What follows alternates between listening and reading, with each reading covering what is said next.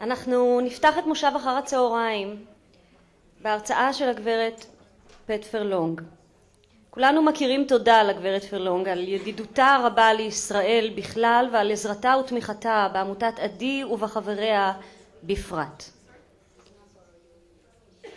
גברת פארלונג סייעה עוד טרם הקמת העמותה ומאז מלווה ותומכת בה. זו בעצם הפעם השלישית שגברת פארלונג מגיעה לארץ לעזור ולתמוך בעמותה, ואנחנו מאוד מודים לה על כך. הגברת פארלונג היא המייסדת והמנכ"לית של ארגון ההורים למחלות הדושן והבקר, Ppmd בארצות הברית, שמטרתו לשים קץ למחלת הדושן. בשנת 1984 אובחנו שני בניה של הגברת פארלונג כחולי דושן. 10 שנים מאוחר יותר, יחד עם משפחות נוספות, היא הקימה את ארגון Ppmd שחרת על דגלו לשנות את מהלך המחלה ולחתור למציאת תרופה. גם לאחר ששכלה את שני בניה, המשיכה להילחם במחלה לזכר ילדיה ולמען כל משפחות חולי הדושן בעולם. ההרצאה של הגברת פארלונג תתמקד במיקומם של ארגוני הורים ועמותות בתהליך פיתוח של תרופה למחלה. אני מזמינה את הגברת פארלונג, בבקשה. Well, first of all, thank you for inviting me here again. This is my 3rd time in Israel, and I'm always enamored by the beauty that I see here, but more than that, by the people and the kindness that I find. So thank you again for inviting me here. I'm very happy to be here. So my story is what you just heard. In 1984, my 2 boys were diagnosed with Duchenne muscular dystrophy. My husband is a physician, and I spent my career in the nursing profession. I had no family history. My parents were German. They came from Germany in the in the 1920s. I went to the physician complaining of weakness in my children. He told me that they had Duchenne muscular dystrophy, that there was no hope and no help, and they would surely die very soon. And before they would die, they'd go off their feet, they wouldn't be able to lift their arms, and then they would die. And he said to me, surely you knew, because this is a genetic disease and it's passed on through families by carrier mothers. My family had always said I was good stock. I wasn't really sure what that meant when they told me I was good stock, and the only thing I could imagine was a cow with a brand on my bottom that said something about health. And I was certain in my career that I wouldn't see sick children, so certain that my entire career was spent in adult medicine, because I really had a hard time looking at sick children. So what happens when you get a diagnosis of Duchenne muscular dystrophy? So I'll tell you what I did. My husband was a young physician building his practice in a small town in Ohio. I was at home with 4 children. I had 2 daughters who are the oldest of my family and 2 sons who are the younger members of my family. So during the days when banks were lending money, when Tom was working, I went to the bank and borrowed $100,000. And I decided that with that $100,000, I would be able to find a cure for my sons. So when my husband came home at dinner and said, "What did you do today?" you can imagine dinner wasn't a very successful evening.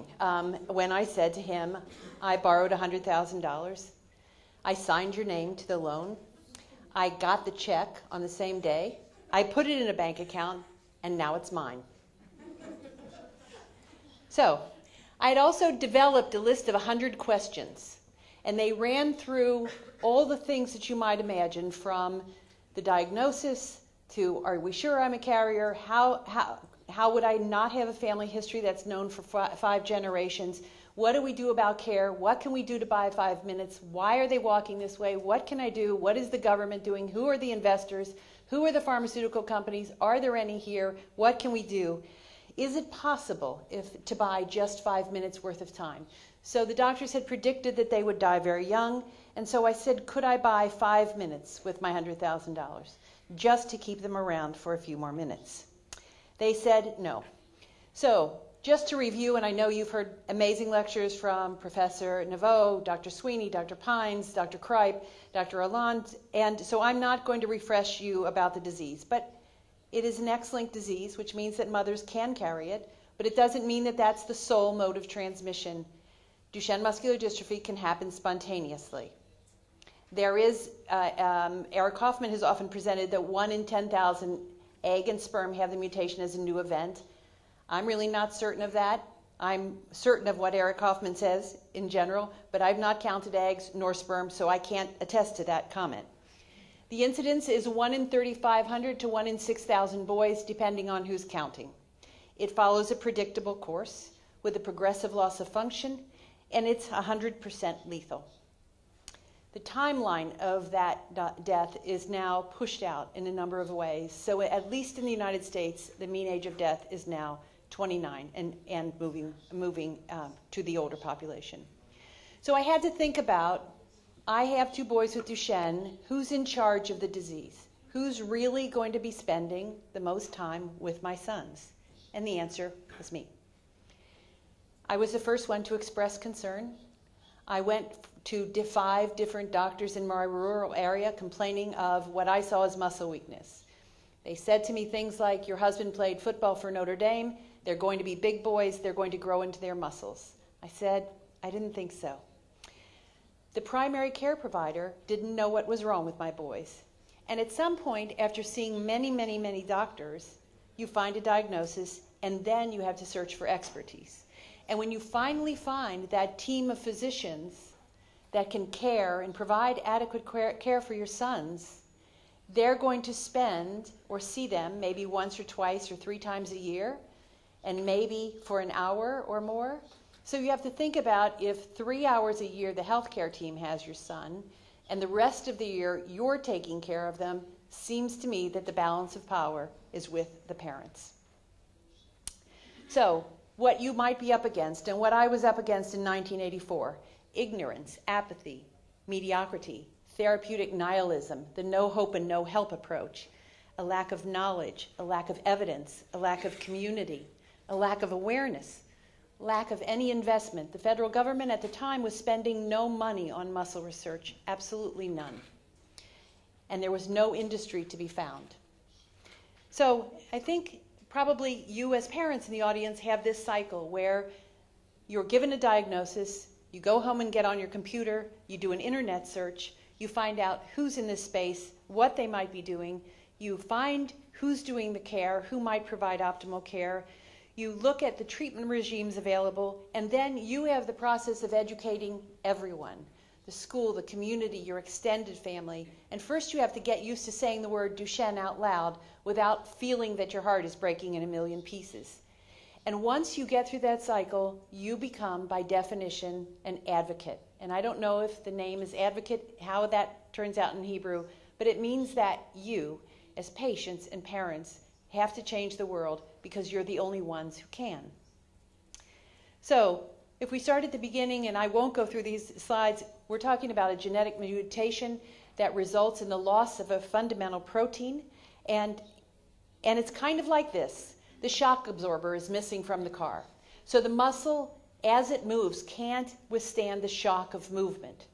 And because it not only is a shock absorber, it's also communicating within the cells as well, and without this, the cells can't survive. So this causes a pathological cascade where calcium runs in the cell and all sorts of really bad things happen. Inflammation goes up, fibrosis gets laid down, like you heard from Dr. Pines and others. So it becomes really a sort of toxic environment, the muscle, and therefore you lose power. Now, there's a variety of strategies that you've already heard about how to fix them. And theoretically, they sound, I remember when my sons were diagnosed, I thought, well, their muscle cells are bad, so we'll just replace them with stem cells, right? Well, that's a little more difficult and a little more tricky than I think any of us imagined, and especially in 1984. So I also had questions about care. What's the natural history disease? What do we know about this? What data do we have? What does good care look like? What are the current treatments? How do we improve the quality of life and lifespan? What are our existing tools? Where are the clinical trials? Where is the outcomes research? What do we know about the burden of care? How much does this disease cost over a lifetime? I had questions about research. Who's here? Who supports them? Who gives these academics and these industry folks, who seeds their research? Who does what? What is the federal government doing? What are the opportunities to leverage money, and how can we get industry involved? So then I really imagined what the ladder of participation is and how we as patients and families evolve over time. So first, we're placated. Often, at least in the United States, you'll go into an office and they'll say, you know, I'm sorry, Mrs. Furlong, your sons have Duchenne muscular dystrophy, pat you on the shoulder and tell you to go home and leave the, you know, understand that we'll do and let you know what's happening. In my view, that's being placated. Not very helpful. And then you become informed. And then you seem to begin to educate yourself about what's out there, what's known, who your community is. You interact with other families. In 1984, we didn't have the internet, at least available to regular people. Now, as you know, social networking is available for all of us. And so the ability to connect to a world community is easy, for good and for bad. We get involved. We become participants, also funders, and then we help design services. So we help take the lead on clinical trial design, and we're going to talk to industry and people doing clinical trials about what we can do, what makes sense in the disease course, maybe what outcomes to choose, about how to define benefit.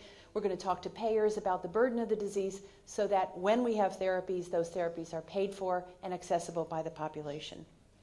So I think there's really an important thing to talk about in the voice of the patient. It's you who will change this world. There are certainly a lot of other people in this space, but patients are the starting point for initiatives concerning them. They live with the disease, these families know the disease, and there's a lot to win if you utilize your experience to drive research and care and treatment. So the patient voice can set priorities. You can provide a perspective that no one else has. You can help set a research agenda. You're going to help with standards of care. In the United States, there were no standards of care. The care is highly variable across the United States, where physicians recommend steroids, some night splints, some stretches, others not. Some use Fosamax for bone density, others not. Some use growth hormones, others not. So it's this highly variable population. And in a highly variable population, giving a drug to define benefit is really hard because of all the confounding variables. So this is where a standard of care is necessary. We were lucky enough to, we hire what we call lobbyists in the United States, which means that those are consultants in Washington that help craft and drive legislation. And we have lobbyists, and we were able to insert in what we call report language, which is the language of our government, that the Center for Disease Control had to deliver standards of care, or now called care considerations in Duchenne muscular dystrophy. That was published in Lancet in 2010, and it was agreed upon by 80 or more people in the field, experts in the field of Duchenne muscular dystrophy. We had to legislate it to get it done, and now there is a standard of care. Now we're trying to understand who's adhering to that standard, but that's the next step after you get one. We also translate everything we have into lay language, because some of the language of the Professor Naveaus and the Dr. Pines and the Lee Sweeneys are not to be considered lay language. Sometimes it's really a little bit feeling like your brain's going to blow up right after they speak. It's so technical. So patient organizations, they continue this translation into lay language. They have information and data about clinical trials available for patients. They really are the trusted source for you to go to, not only about what's happening, but also about clinical trials, and also to share their own experience with their own children, because we can gain from each other's experience. And they also help to manage expectations. I think that that's one of the difficulties today, is to manage our expectations with all the possibilities that we see in the pipeline to change the course of the disease. To manage our expectations because we'd like them to be happening now and approved now, and sometimes the timeline of a clinical trial process feels inordinately long to get to approval. So to manage our expectations, not to hang our hopes on one single approach or one single therapy or one single drug, but to understand that it's important to move all these drugs through the process so that at the end of the day we have approved therapies that can be combined to stop Duchenne, to end Duchenne, and end the progression for each boy. The patient voice becomes necessary in the clinical trial process. Outcomes research is very important. When we saw patients in the ع.د.ي trial, which Israel was a part of that trial, It didn't meet the primary outcome, which was the 6-minute walk test. But what we do see in surveying the population is other things happened that were beneficial. Children could roll over in bed that hadn't rolled over in bed. Children's handwriting became better, more easily read. So they did things that weren't any outcomes that we could validate, but still we saw change, and we felt that that was beneficial, and hopefully there'll be another trial that we can become more clear on what the benefit is and how to measure it. So you can talk about burden, the burden of the disease, the burden of participation in trials. Often trials require that you go to a certain site every week or every other week. Your son would be participating in a number of tests to include blood tests and functional tests and potentially biopsies, and you have to make accommodation with your family and get coverage for your other children and maybe take a day off work. So when we develop clinical trials, talking about the burden it is to participate and what you have to do in order to participate is really going to be important for pharmaceuticals, for biotechs, and for clinicians to understand, because if we can't recruit for trials, then we won't ever get to approved treatments. So informing, talking about trial design, talking about information, understanding inclusion criteria, why a child is included and another one might not be included, and that's the exclusion criteria. So having your voice present in those clinical trial developments is going to be critical. And then there's patient rights. Access to care, access to drugs, compassionate use. How are we going to get these drugs to everyone? We worry that governments will start drawing lines around who can and should have access to therapies. The Orphan Drug Act was passed in the United States in the 80s, and this is the single act that has been adopted by all countries. There's some rumblings in the US government that they'd like to revise it a bit. But in revising it a bit, we would give other countries the chance to opt out. So I think revision of the Orphan Drug Act doesn't make sense since it's universally adapted. So the patient voice in this to say, because it demonstrates that all patients should have access who have rare diseases, let's keep that in place and keep it solid and not have any reason to consider otherwise. Ownership of data. We formed a patient-reported outcomes measures registry. It's called Duchenne Connect. It to date is the largest registry of patient-reported outcomes in the world. It had, in terms of its aggregate data or the amount of data that's there. We have data from 2,700 patients with Duchenne muscular dystrophy. It is a registry that is curated, which means that we have genetic counselors looking at that data, making sure that their patient-reported outcomes are actual patient-reported outcomes and confirmed by tests, whatever, genetic tests, blood tests, and so on. I think this is really important to join a registry. We need to have patient-reported outcomes because as many of these drugs are in trial and are approved, even conditionally approved, we'll need to understand post-marketing because in the context of a 6 or 12-month trial, we might not know the full breadth of the benefit nor the full breadth of what side effects might occur. And we need to know those so that we can treat them. So participating in registries and in biobanks. I know some of you have sent samples, cell samples to people like Steve Wilton.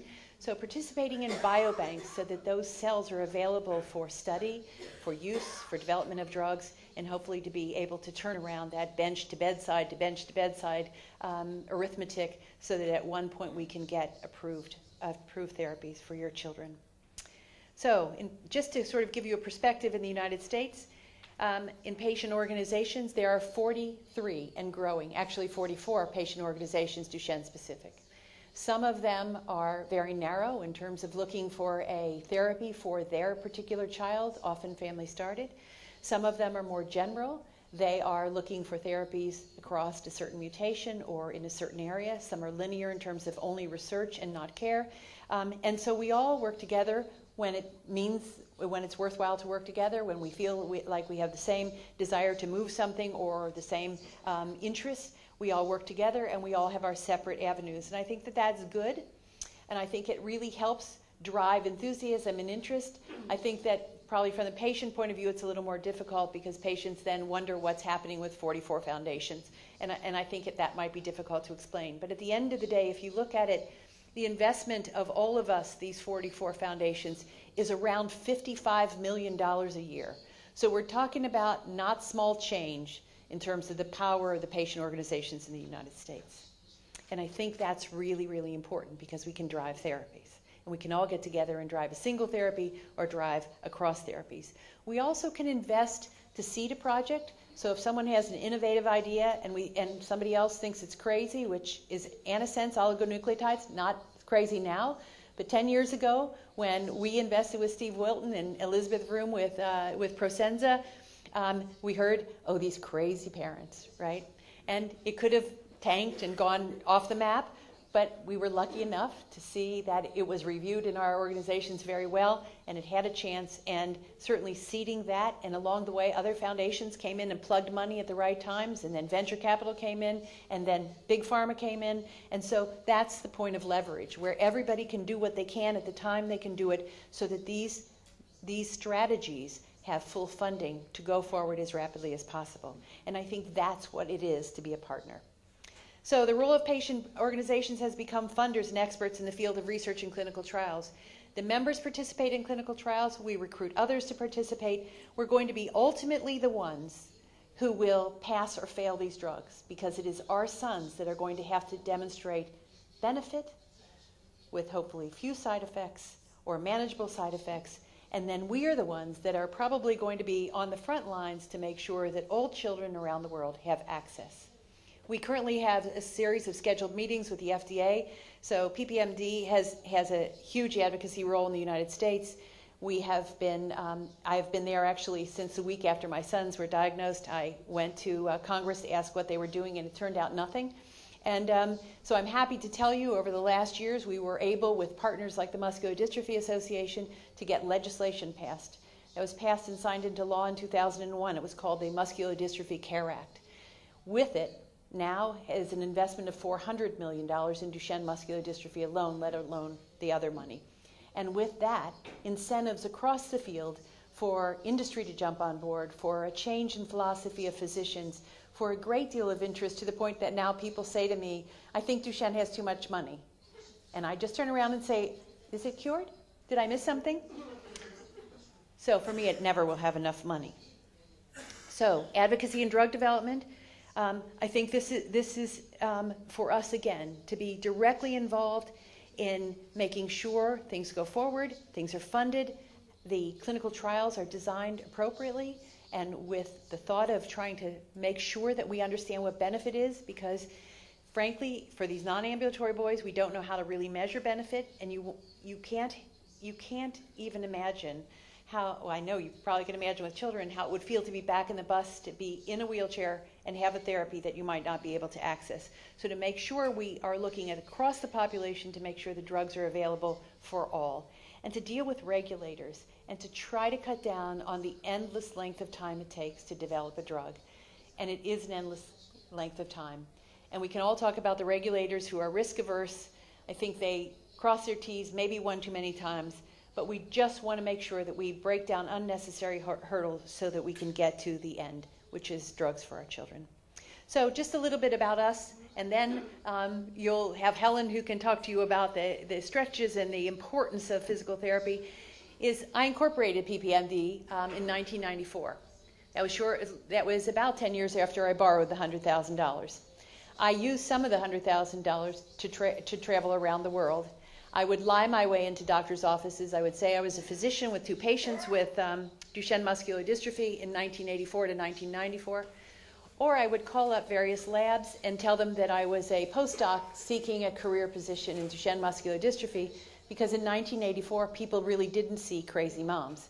And it wasn't until I got to Lee Sweeney that he was asking me about my postdoctoral position that I was applying for, and didn't really think that I quite had the education to become his postdoc.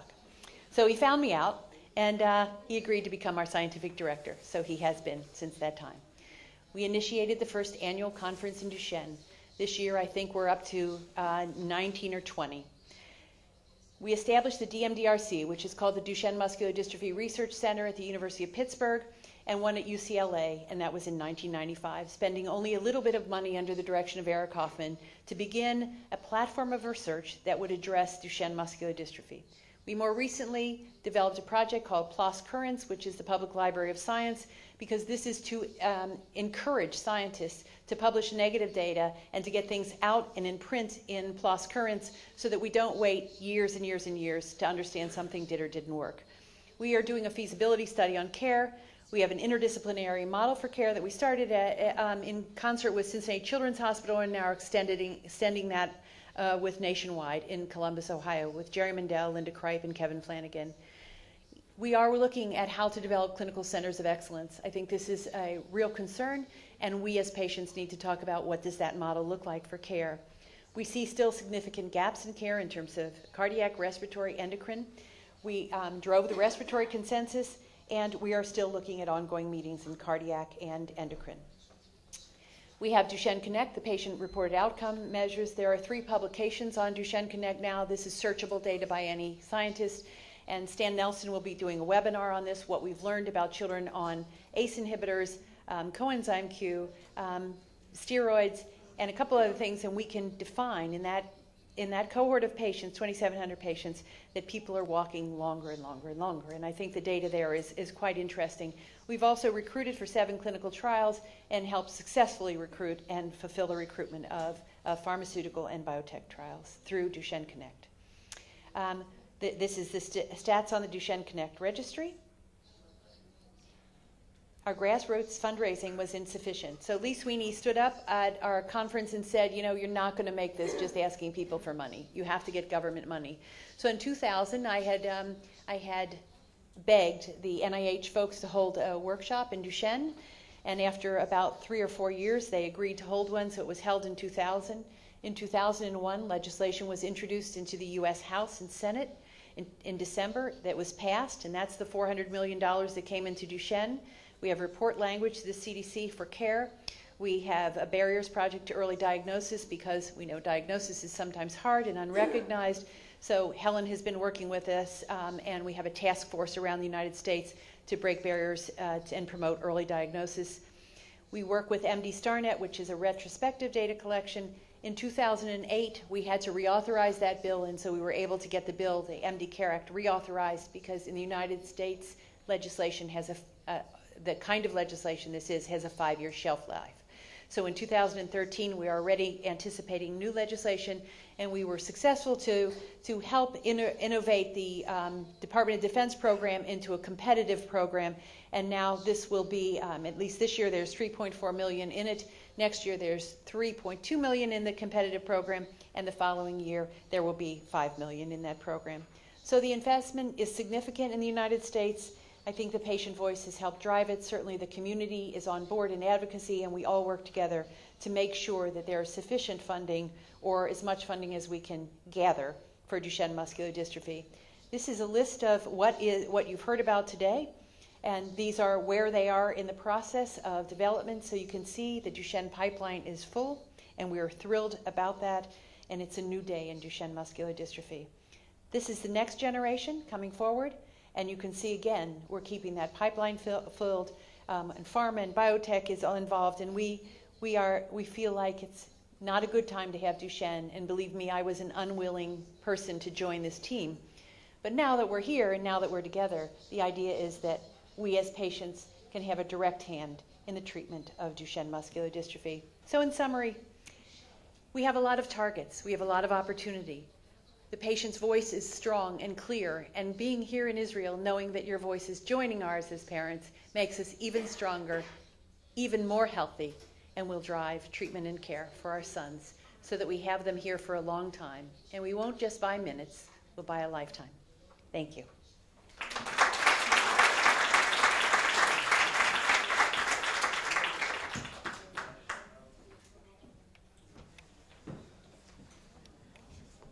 תודה לגברת פרלונג.